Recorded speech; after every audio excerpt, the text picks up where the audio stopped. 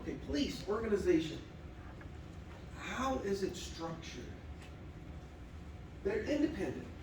We talked about this, the federal, the state, the county, I even threw in the Indian tribal police. Okay, so every one of them is structured a little bit different. Most of them follow the hierarchy. There's a chain of command. Some departments take chain of command very, very serious. You do not go out of your chain of command, sort of military type. Others, not so much. Problems are not uncommon, nor are they unique to the policing agencies. Personnel changes, internal reorganization, missions, philosophy, what are our objectives? Every police agency, even between Temecula and Murrieta, we're neighbors. But if you go in and talk to them, their mission is different, it's unique. State of California, that's the one I know the most of. Department of Corrections, 32, I think they just shut another prison, might be 31. But anyway, we got a lot of prisons. Every single prison is operated differently. I could speak of the ones where I worked, Tracy's, where I started, DBI. The mission there, vocations. Dual vocational institution, right in the name. Their mission was to take newly incarcerated inmates and give them an education and or vocation. That was the intent. Before Drake jumps all over my ass, yes, it fails a lot of times, but that's the intent. That's what we're hoping to achieve. I go over to Sierra Conservation Center. Their mission is fire control. They train inmates to become firefighters. And because I was a firefighter, I got to go to a camp and work with some strike teams. And it was a great experience. I go to an actual fire camp. I was the camp commander for a while. That was awesome. But the camp's mission where I was at wasn't a strike team. That one was to provide food service. So we had a big kitchen, remote. And we hook up the kitchens and follow CDF. My inmates were good cooks. That's what we did. I go to San Quentin. San Quentin's mission at the time I was there. What do you think their number one goal was? Being that it is San Quentin. Like newspapers and magazines and stuff like that. Yeah, we had printing press. But everybody's death row. It's the only institution in the state that is legally permitted to carry out executions. Death row. But really, death row wasn't our main mission. Our main mission was a reception center for the Northern California counties up there. We bring a bunch of inmates in. We had court observation inmates. They're called Cat I's, Cat J's, Cat Z's. These are just for 30 and 60-day reviews. This inmate hasn't even been found guilty of a crime yet. But the court wants to know how they're going to adjust in a state prison environment. So they'd send them to San Quentin. We keep them for 30, 60 days. Write up a bunch of chronos, the counselors would interview them, submit it back to the court, and then the court would decide if they wanted to actually incarcerate these people or not. So we had a lot of different missions. On that HIV. We were the HIV unit down at H, it's a big dorm, H dorm, when the HIV was a major explosion. So we had to house these people somewhere, and that's where they kept them, down in the dorm. So a lot of different missions. I go to Coalinga, Coalinga State Prison, yeah, Coalinga. And this one is a level 1 through 4 general population institution. Their mission, again, education, vocation. What they're doing. Every prison I worked had a different mission, different philosophy. We had different staffing needs, different type of securities for the perimeter and interior. So everything's different. What isn't different was the hierarchy. If you're an officer and you have a problem, you take it up with your sergeant. If your sergeant can't handle it, the sergeant will take it up to the lieutenant. And if the lieutenant can't handle it, then something's wrong. Because the captain sure as hell don't give a damn. Okay, they got other things going on. Usually the buck stops right there with the lieutenant. And most of the time they can get things resolved. As an officer, if you circumvented that chain of command and went to the lieutenant, You just made an enemy out of your sergeant. You want a day off? You want to step on my toes, front me off? They take that stuff pretty serious. And I'm the worst offender. Because I was a lieutenant, and I went around the sergeant all the time. Officers would come to me with their problems, bypassing the sergeant. Boy, it pissed him off. I just laughed at him. I thought it was funny. He didn't think so. But what's he gonna do about it? I'm his boss. So it was pretty cool. Until I better stop doing that. I never did. Okay, but there is a hierarchy. And some people take it serious, as you can tell, I don't. I never understood this, but it's a military technique. Organization of a traditional Metro PD. Here we go. Temecula, San Diego, Maria. Civilian Advisory Board. The chief is at the top. And then planning and research, crime mapping. And we talked about the different sources of crime, where we get our data from. Does anybody remember what those sources were? Two big ones. One old one that we used to use, and now the new one that we rely on. What is it? You're looking it up. Good for you.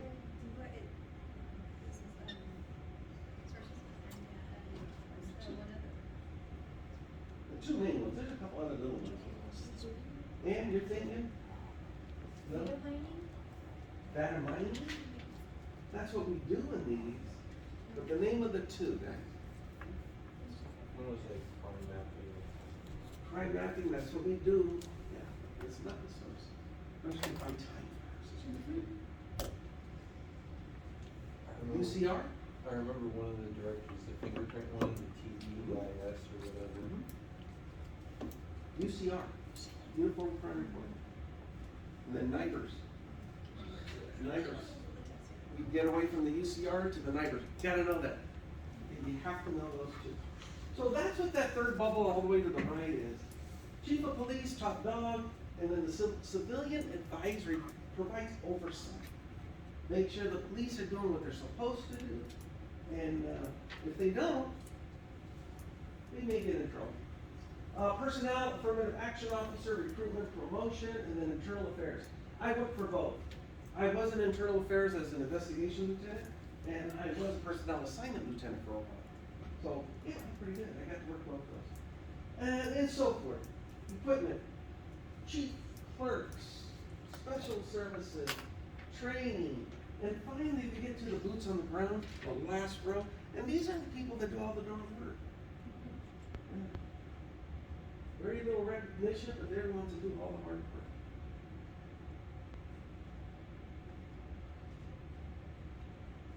A lot of jobs, a lot of opportunity. The time and rank system. This is again traditional.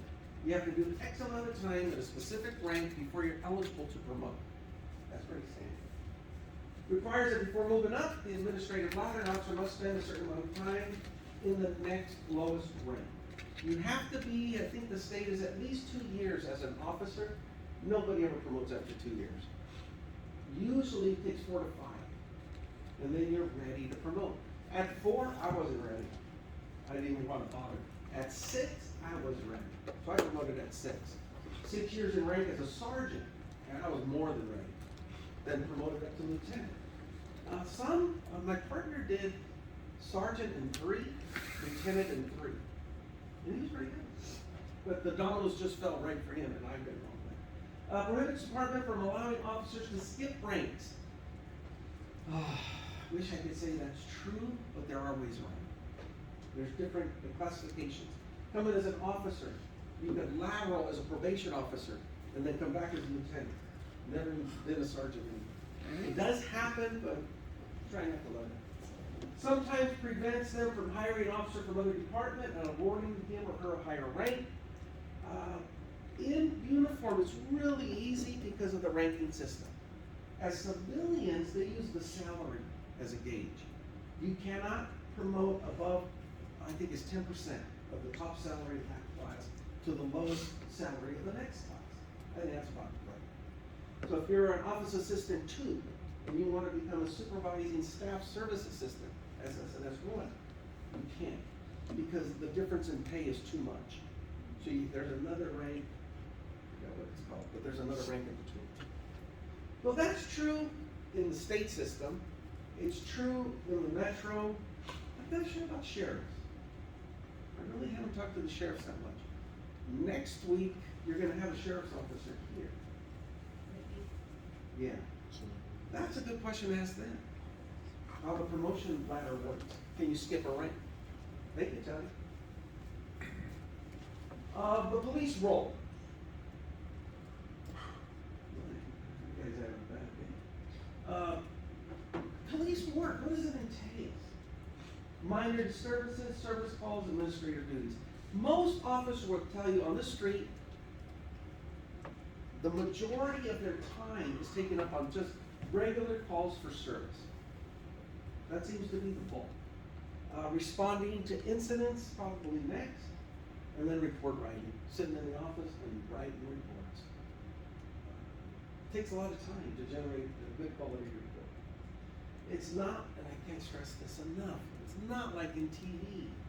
You see these guys, yes, we'll respond, car 52, when they show up and they tackle somebody and put them in restraints. Next thing you know, this guy's sitting in jail somewhere. It doesn't work like that. It's really, really different. If they did a show based on the actual day of an officer, nobody would watch it. It's that boring. And boring is good. You want boring. Because that one day of full action is enough to last you a life. Patrol officers are most likely, or highly visible components of the entire criminal justice system. You see the cop in uniform on the street, or in their cars, in their cruisers, on their bikes. They're the most visible out there in the community. When's the last time you saw a lieutenant in your community? Or a chief? You know, I just saw a lieutenant the other day walk into like Really? Olive Garden, and I was crazy because I was just in my car, and then I Yeah. seen he had 3 bars in this thing. That's Uh-huh. Lieutenant Ryan, Captain. One more. Those are times in the service. No, That's a sergeant. Yeah. The chevron? Yeah, the That's sergeant. sergeant. Yeah. But still, you gotta see that. Yeah. Like the unicorn. Yeah, sergeants are the chevrons. Lieutenant is a single butter bar, they call it. Captain has 2 butter bars. Corporal, the stripes you saw, but it'll be only 2. Then down the sleeve, they'll have stars or stripes. Stars 5 years, each stripe is 3. Yeah, every 3 years. Yeah. My stripes were from here. Everybody wants those stripes. Respond quickly, identify, apprehend law violators, provide aid, facilitate the movement of traffic, and create a feeling of security in the community. Smile that provide movement of traffic. My son-in-law is a CHP, rides on the bike, Rose Bowl, anything political, they have to have police escorts. And that's where he gets his overtime. And he tells me stories about what jerks these people are. It's just calm. Anyway, improving patrol. Aggressive law enforcement style, which police patrol take initiative against crime instead of waiting for criminal acts to occur. Proactive policing. If you can do proactive policing, you shouldn't have a high crime rate. The problem is predicting where that crime's going to occur so you can deter it, keep it from happening. Broken windows. Who can tell me what broken windows means? What are they talking about? Because broken windows, are we talking about actually broken windows? No. What do you got to do? Like, let's say a car's broken down, a cop comes and helps them push, or like destruction of private property or whatever. Huh? That's what I think of it, broken. Could be. Graffiti?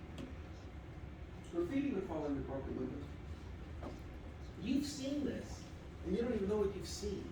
Throwing rocks at cars. Well, there's a series of cars. You're driving through a neighborhood, and you see a bunch of boarded up windows. Literally broken windows. Graffiti all over the place. Next week you come by, and you see it again, only it seems to have grown. There's more of it. A month goes by, you go again, now it's across the street. It's on both sides. The problem keeps escalating. They call that the broken windows theory or policing. Because if you leave that unattended,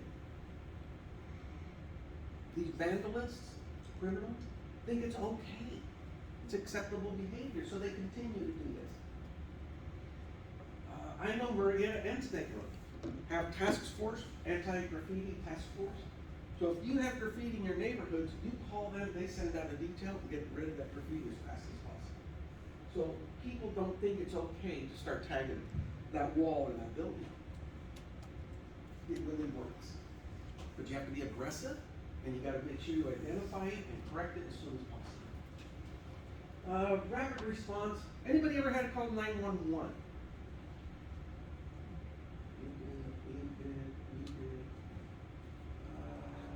What was your experience with 911?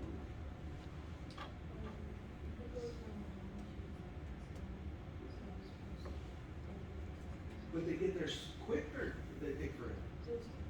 Good response. So most of you that had an experience with 911, was the response okay? No. What happened with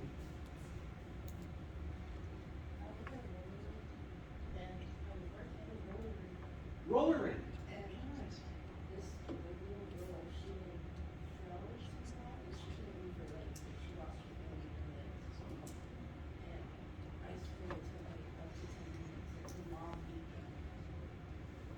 Is 10 minutes okay? So probably not, right? Yeah. Did you stabilize her? Oh, that's probably good, but yeah. Most of, if you have an incident like that where somebody is immobile, don't move them. Keep them comfortable, but don't move them. Let medical people come in. Let them do the moving, not you. Most of the time, 911 calls, they get there. If we're on the outside looking in, okay, let me say that. If we're on the outside looking, it seems like they get there rather quickly. But if you're on the inside, the one in need of help, seems like forever. When are they gonna get here? Damn it, we called, when we look, oh, it's only been 1 minute. Damn it, what are they gonna do? Oh, it's only been 2 minutes. But it seems like forever. Fights. Anybody ever been in a good fight? Fight for your life type of fight with one person. Did it seem like, where the hell's the cops, or who's gonna break this damn thing up? Fights, I'm telling you. Yeah, anybody? I've been in a lot of fights, unfortunately. A lot of fights. Both as an officer and as just a guy being stupid. And I swear, some of the fights, I never won one, okay? Never won one.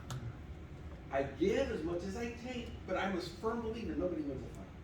We're a bunch of idiots and we all lose.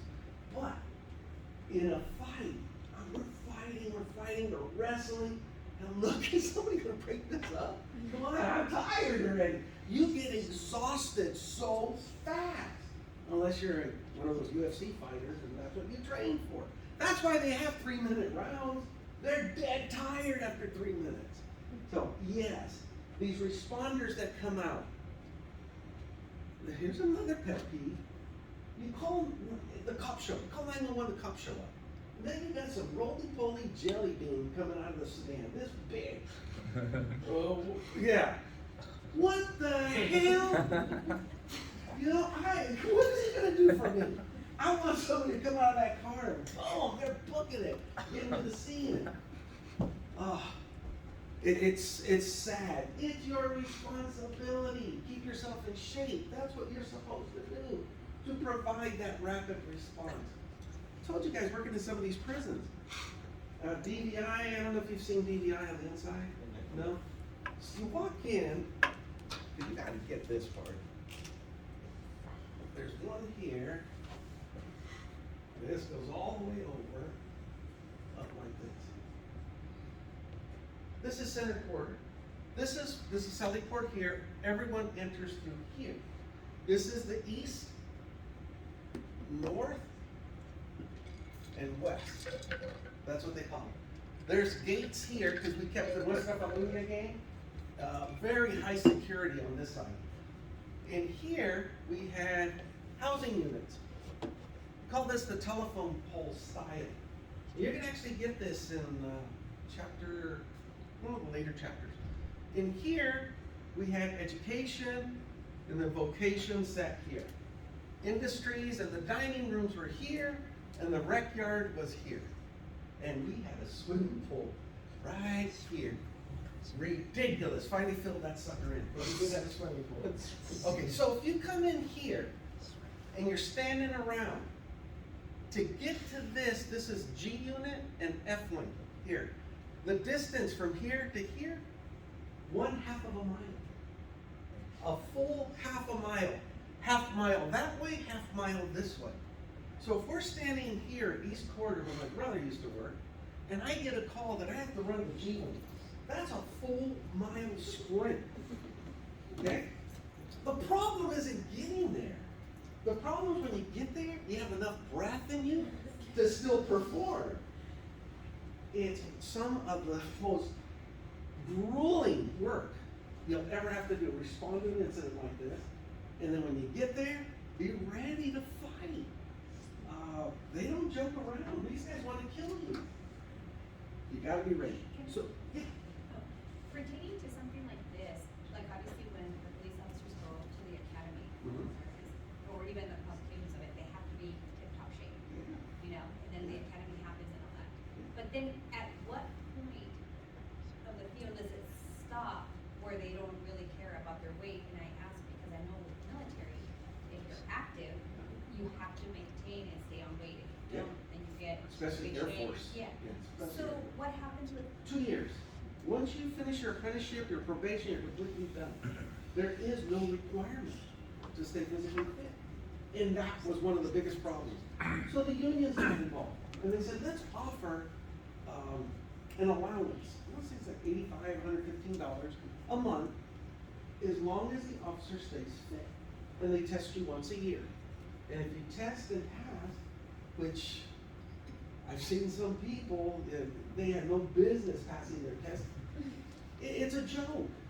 It really is a joke. And it's sad that they allow that to happen. I never took money for staying fit. I always thought that was my job, my responsibility. Now I'm way overweight, but when I was in uniform, now that was a whole different thing.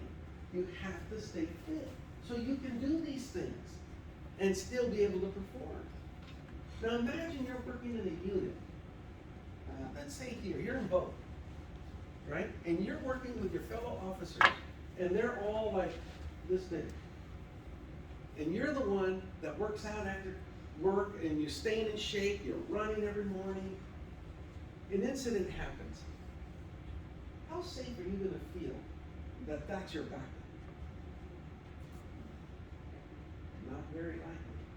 I know I got on a couple people's case. I refused to work with them unless they went to the gym, because your inability to perform affects my safety.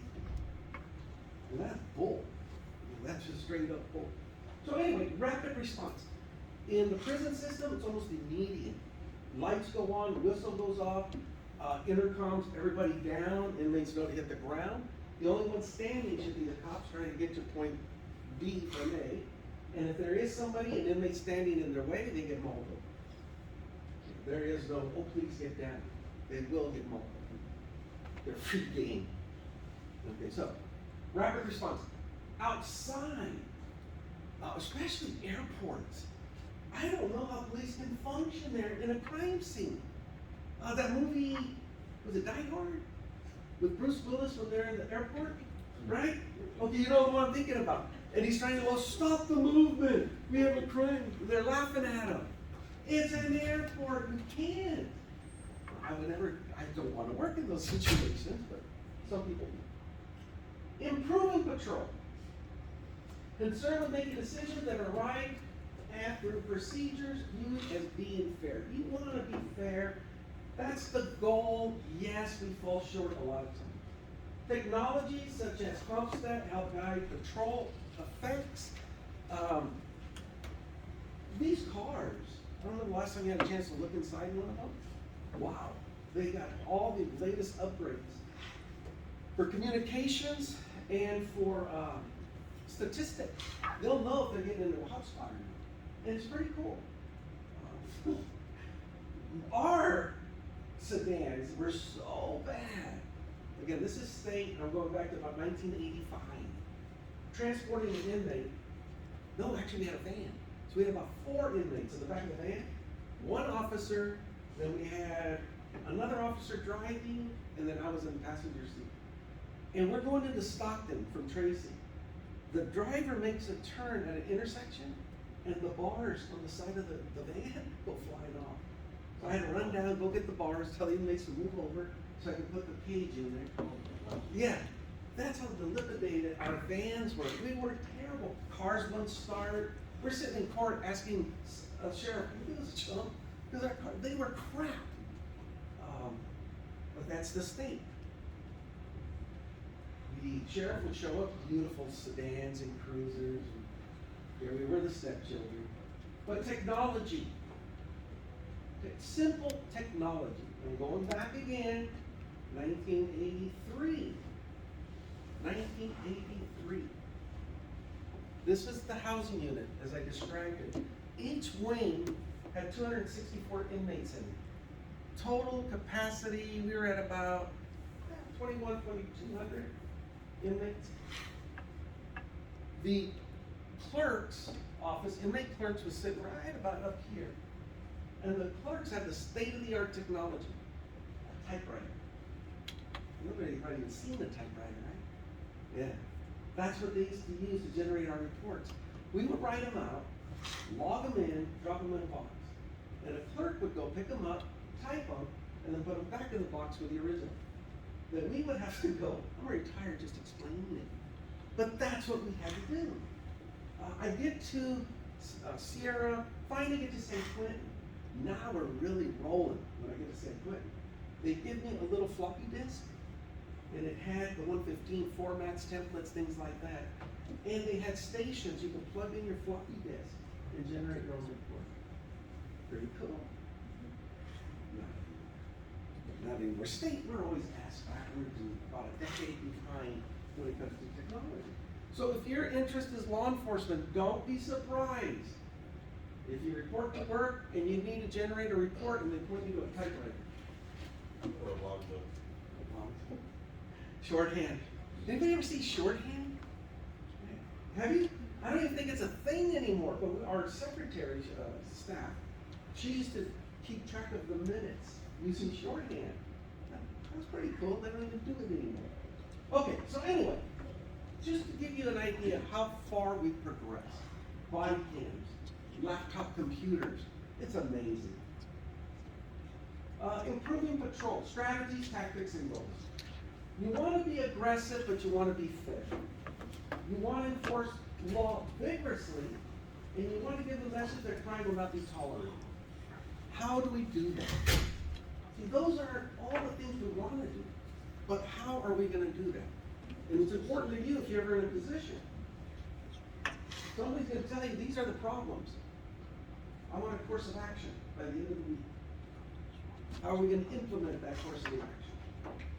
And it can get pretty tough. Broken windows, rapid response, procedural, use of technology. So procedural treat citizens with dignity and respect. Increases chance of citizens helping police fight crime, such as just call the officer. In Hanford, I think Carlos, let me see, Mejia or Maestas? It's hard to really know.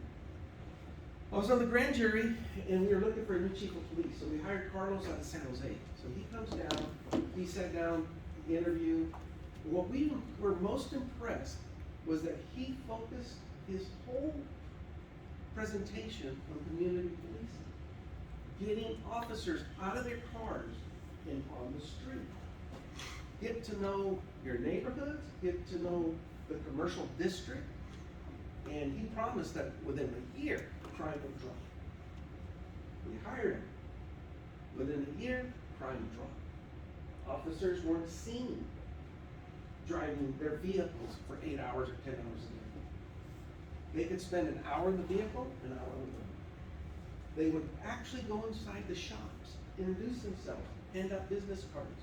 If you need anything, call me. I'm here. If you see anything, call me. More eyes on the ground to help the officers, the more effective those officers are going to be. Anybody not believe that? Good, because it's absolutely true. You're only as good as your sources. Make sure, if that's you one day, whether you're in a jail, a prison, or on the street, you have to cultivate those sources. They're not going to come to you because they don't trust you, especially if you don't look like them. It's up to you to go to them. Make them accept you. Investigative work, less visible. They're behind the scenes. Work closely with patrol, provide immediate investigative services. Many police departments maintain separate units, squads, divisions of detectives to investigate various types of crimes. An officer gets a call or observes something happening, responds, takes a course of action. Maybe it's domestic violence. Separates the couple, takes their statements. But notices something's just not right. So he turns it over to one of the detectives, explains what happened and why he thinks something's not right. The detective maybe he's going to go down to the hospital, check out some records. How many times has this person been to the hospital? Were they treated and for what? Turns out the female has been to the hospital just this last year 6 times. Broken ribs, broken bones, contusions, abrasions. So the detective's starting to figure there's a little bit more than just one isolated event. There's a series now. So they're going to keep an eye on that couple, on that home, and maybe take action, maybe not. That's just an example of how the investigator works.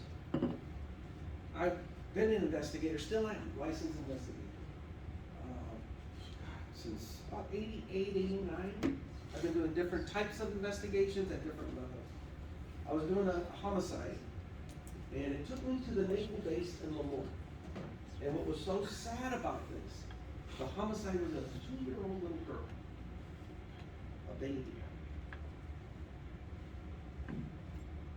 And I can still see her. She was murdered.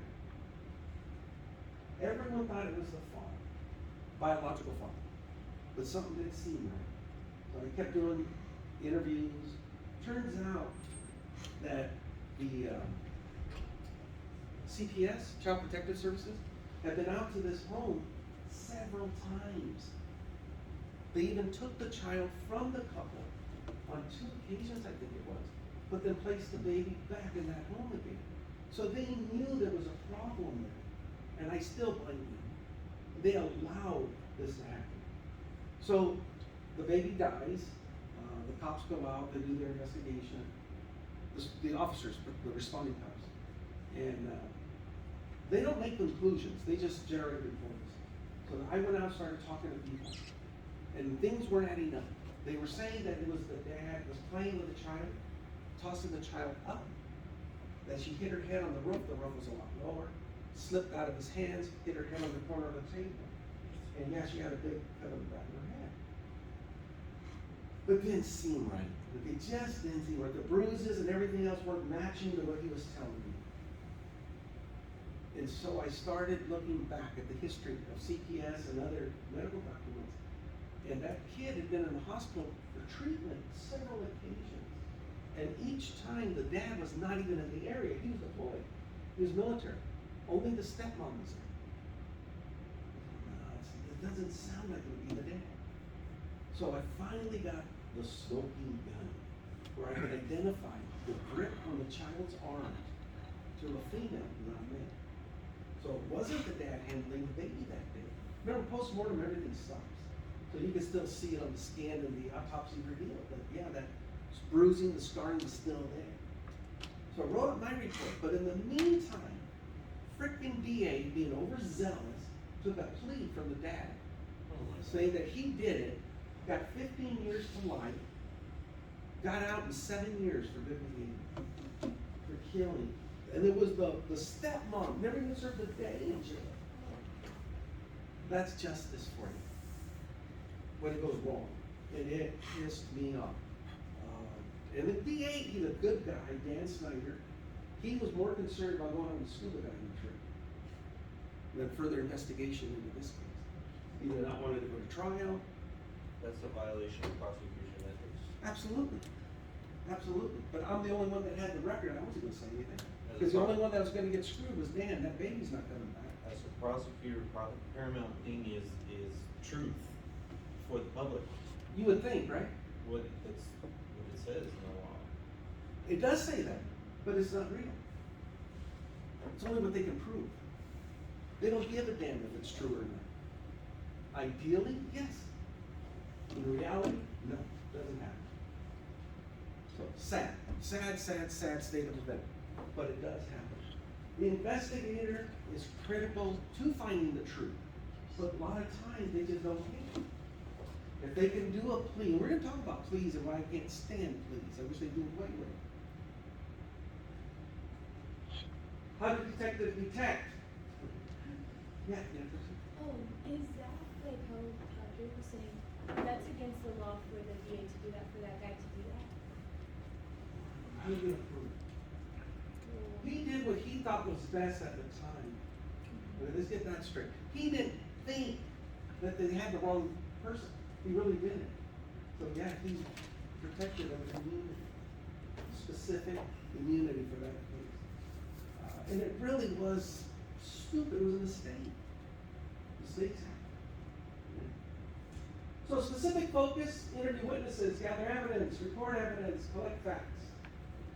Observations. General coverage, canvass the neighborhood, make observations. Okay, so in the first one, you have a specific set of witnesses. Maybe you have an event that took place and you have video coverage of this event. So you know who you can go and talk to. The second one, you really don't have a clue. So you're going door to door, hoping somebody saw something. Canvassing witnesses at random and just hoping to find a lead. That's what it's called general coverage. Informative data gathering. Use technology to collect records of cell phones, computer hard drives, notes, any other type of information. Informative data gathering. An incident happened in my housing unit. I was working G-Wing at the time. It was my day off. And there was a stabbing up on the third tier, Inland Empire. When they stabbed somebody, they always went for the eye. Okay, so somebody had gone into this person's cell, stabbed him in the eye, and left. When the officer saw the inmate coming out of the cell, blood all over the place, they hit the personal alarm device, stopped the movement. And first thing they want to do is identify where all the people are at that specific time. So they did a good job of that. They wrote down where everybody was at in a little schematic. They did interviews. That was about it. The inmate didn't die, he was treated, of course he lost his eye. So I come to work, Sergeant asked me to look at the incident, see if I could figure out who did it. I said, well, that was my unit, so I knew everybody. I looked at the map and I saw there was 2 or 3 guys out of place. They were IE, Inland Empire. So match the Inland Empire gang members who were on the second tier, they never go there. The hit took place on the third tier, those had to be my guys. So I went down to my snitches, talked to them. 5 minutes later, went to the sergeant, gave him the names. These are the guys that did it. And this is the guy that actually wielded the knife. He's trying to make his bones be a solid gang member. So we rolled them up, and we were able to find out who it was. But that was all through informative data gathering. I wasn't there, but after the fact, I was able to piece it together. Sting! Yay, sting operations! Organized groups of detectives and deceased criminals that are openly committing illegal acts or conspiring to engage. One in Stockton, the sheriffs did it. They rented out a hall, big ass hall, and they were doing a giveaway. Some kind of a giveaway. It was a promotion, they publicized it. But their goal was to, because they had so many outstanding warrants, they wanted these idiots with warrants to come in and claim their prizes. So yeah, they showed up and say, hi, I'm so-and-so, I'm here to claim my prize. And so they told them, let's take you back. So they take them back where their prize was and they would arrest them. Thank you for your service. And so this went on. And the sheriff, the reason I bring it up, the one sheriff told me, that they had a guy showed up with his little daughter. She could have been more than 4 years old. Oh my God. Yeah. And so when he showed up to claim his prize, the sheriff told him, you don't have a prize. You need to get out of here. You just go away. And this guy was adamant he wanted his prize. It took him a few minutes, and he realized, started looking around and said, I got it. Took his little girl and left. Just look at him later. You know, he didn't want to do that in front of his daughter. See, they do have a heart. But that was a good sting operation. Undercover poses criminals or victims, considered a necessary element of police work, and may pose psychological problems for an officer. Never done that. I've never worked undercover. One of the officers that worked for me in Fresno did 3 years undercover. And he said it was one hell of an experience. But you pose as a criminal. And I want to talk about prostitution. When I see this one, I think of prostitution. You get an undercover officer to pose as a prostitute, a hooker. Male or female doesn't matter. Remember we talked about actus reus, mens reus, concurrence. And I told you, you gotta have all three come together to have concurrence. So now envision this, you got a female officer, undercover, posing as a hooker. How far does she have to go in order to make an arrest with a jump? Do they actually have to commit the act? Or does the law provide that this officer really doesn't have to follow through? What do you guys think? What do you think? I feel like once the person actually shows up onto the site, then that's when we know, like they were real ready to follow through with the act, so therefore we can make the arrest. Okay. The officer's on the street doing their thing. I don't know how to do the thing, but whatever they do, right? They're shaking their behind. And the John says, oh my goodness, you gotta give me some of that, right? So they go up to the prostitute, they make a deal, right? A price for a service. Can we arrest them there? Did the person pay at that moment? Don't read into my scenario. They negotiated a price. They agreed on a price.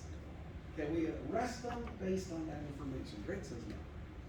When we see something like that, who believes we can? You know, the way law works is so screwed. Maybe, it's possible. But we're not going to do that. We're not going to. We're going to push a little further. So they negotiated a price. She says, follow me, big guy. And they go to a hotel room. They go into the hotel room, which they have the camera set up. Now can we arrest them? Yes. No. Need a little bit more. Remember that last act? We talked about that? Yeah, the mens reis. The actus reus. The mens reis, the intent's there. There's no doubt. We got the intent. But do we have enough on the act? Just because I went to a room with you, I really haven't done anything. You said it earlier. I take up my wallet. No, yeah, you want to get naked? No, Greg. No. Once you take off the clothes, then it's evidence that he was gonna do it. Objective evidence. Takes out this Money. once that money, you did say that earlier. Once that money is exchanged, the court says that's enough. That you could go ahead and effect an arrest at that point, and that your officer doesn't actually have to do anything physical with the scumbag. I thought it was derived from contract law. Like contract law, there's offer, acceptance, and consideration. So if I was a judge and, to me, it's the same thing as dealing dope or Yeah, whatever. because if contracts is written, you got an instrument. No, there's verbal contracts, offer, consideration, acceptance. So when That's I iffy. come to sell you drugs, we have an offer, Mhm. X amount of money, this, acceptance, and then the final part, which you're talking about, is consideration, actual execution. of it. Exchange. For prostitution, the law's clear. You have to have the exchange of the money. That's where the court drew the line. So as long as there's an exchange of money, that's enough to know that if the act were to continue, it would have led to an act of prostitution. And that's Only prostitution. specifically for prostitution. Because that's the one, I mean, if I'm a cop and you're a drug dealer, I have no problem giving you money, taking the drugs, walking away. right? I completed the act. But in prostitution, you really don't wanna have to do that. You want Drake to keep the shirt on, right? Yeah. A lot of psychological problems. There have been movies about this stuff. Officers go undercover, they become bad guys, and then they really believe they're a bad guy. Evaluating the investigation creates considerable paperwork and is relatively inefficient in clearing cases. I've seen some DEA and FBI reports. My goodness, these guys can write. It was a huge sting operation, some meth labs and dope fields up north. Improving. Patrol officers should have greater responsibility at the scene. Specialized units can bring expertise. Collection of physical evidence is important. Except for the real small police departments. Mendota. Anybody ever heard of Mendota? Somebody should have heard of Mendota. He's a football player, plays for Buffalo. He's from Mendota. Their quarterback, Josh Allen. He's from Mendota. Population's a couple hundred. One of the guys that worked for me up north, he was a police officer for Mendota. And he was a pretty decent guy, but he hated that he had to do all his own forensic work, collect evidence. That's really a niche type of a thing, where bigger police agencies, even states and jails, they rely on a unit to come in and process the evidence, tag it, bag it, and present it in court. Regular officers, I'd rather they stay away from that. So we do have specialized units. Let's take it to the street. We know there's gonna be an incident. You can see, you got two rival people, groups of people, coming to a head-on. The patrol officers will go, probably secure a perimeter, and call in SWAT. Have those guys come in and use barricades to keep the two groups separate. Those are specialized units. Same thing with the canine units. Sheriffs have underwater divers, they got air patrol, they got all kinds of different specialized units. And that's because those cops are trained, highly trained for that specific job. Technology streamlines, enhances the investigative process. Just the use of technology to share information revolutionized policing. One officer working, could be in a whole different state, encounters a circumstance, can contact a counterpart in another state and ask them, how did you handle this circumstance? They have forums or stuff like that. It makes them better cops. It really does, it works. Questions on this one? We should be nearing the end, yeah. The Wednesday lecture is gonna pick up with this discussion question, and you have like 12 slides left in the presentation. Even if I will not be posting the second half of the lecture, I will post these PowerPoints on Canvas. Right now, you'll only see the publisher's PowerPoint